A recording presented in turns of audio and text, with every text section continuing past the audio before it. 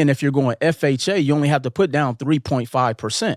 So for every 100,000, you only got to put $3,500 down. And I'm pretty sure, you know, we both come from, you know, the hood. Yeah. People get more than that on their tax returns. Right.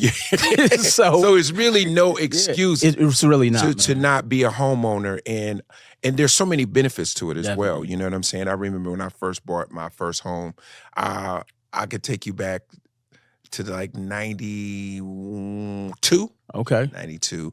And I said, I was of the mindset that I'm going to have my house before I buy the car.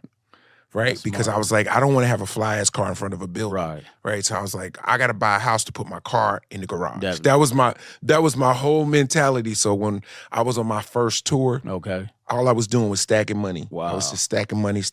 I didn't really, you know, dip into the money. And so I was like, yo, as soon as I'm going to go this run, I'm going to buy me a house. And sure enough, and then when I bought the house, furnished the house, did all that crazy stuff, then I bought the car, then I had bought another car. Like, so then I did it the right way. And then you don't realize the tax write-off you get being a homeowner. It just kind of changed my life. That was sort of like the beginning of my awareness of the power of having good credit. Okay. And also too, just owning stuff. It changes the way the bank looks at you.